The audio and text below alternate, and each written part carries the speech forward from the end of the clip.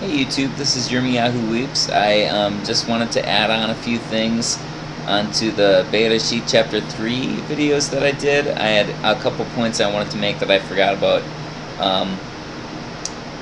So, Shabbat Shalom, and I'm just going to add these on. I wanted to note that as I've been working on this version, to basically the whole reason I'm doing it is to better understand Scripture. I use different colors for the words that I write. If someone's human, I use a dark red. If it's non-human, well, if it's detrimental or adversarial non-human, I use a gold color. And if it's Yahweh the Almighty speaking, I use a blue color. I've noticed when I was doing this chapter 3, working on this chapter 3, I noticed that I put Yahweh's words in blue in the conversation between the Nahash, or the serpent or shining one, and the Isha, or who's later known as Hawa or Eve. And the words of Yahweh, I'll just read them to you, that are throughout their conversation. The first thing that Nahash says, the words he quotes of Yahweh are, "You may not eat from," or "you not eat from," actually. And then the words of Yahweh that the Isha says are, "You must not eat from it, you die." Then the words of Yahweh that Nahash says are, "Surely dying, you die." And that's it. But I thought it was very interesting that Yahweh is giving the Isha warnings even through her conversation with the Nahash.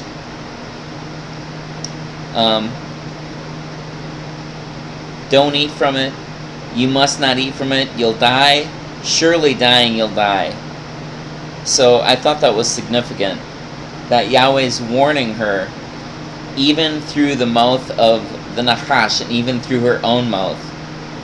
And another thing that I just had thought about with this, I mean, there's a number of things that I see with this, like, for instance, the Isha, it never explicitly says that that Yahweh told the Isha not to do this. Okay?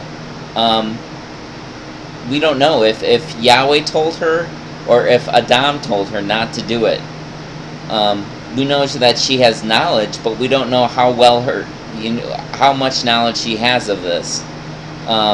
Maybe not that well, since she's adding to Yahweh's words and saying that we must not even touch it, when Yahweh never said you must not touch it. So she's adding to what Yahweh said, which is a big no-no. Then also, I noticed that when she gets the food,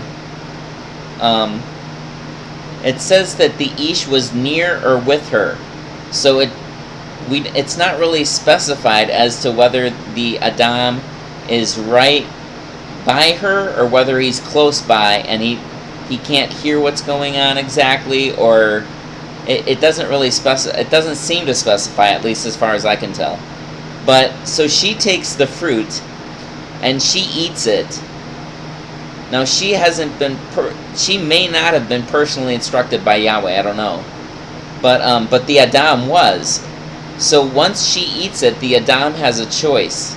He has to choose between who's supposed to be the love of his life, who's supposed to be his most intimate mate, the one he's been longing for so long, or does he choose Yahweh, his creator? So he's having to choose between two loves.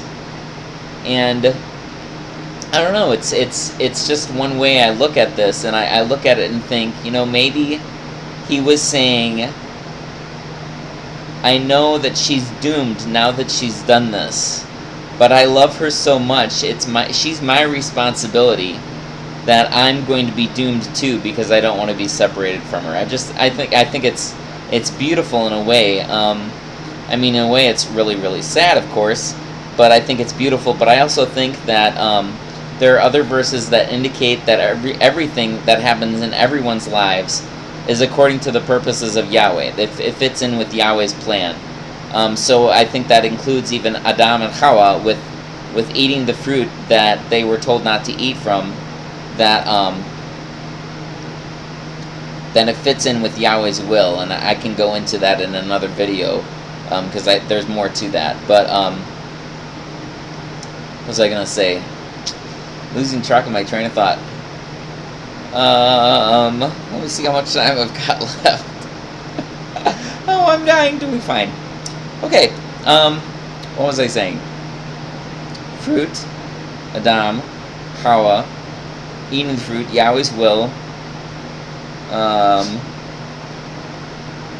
Oh yeah. So I think that the intention with this is because they have to grow. They have to learn about function and dysfunction, which we see in the world all over the place. Plenty of dysfunction. When somebody goes into a movie theater shooting people, that's dysfunctional. When your politicians make you feel like they can't be trusted or they're lying to you or anything like that, that's dysfunctional.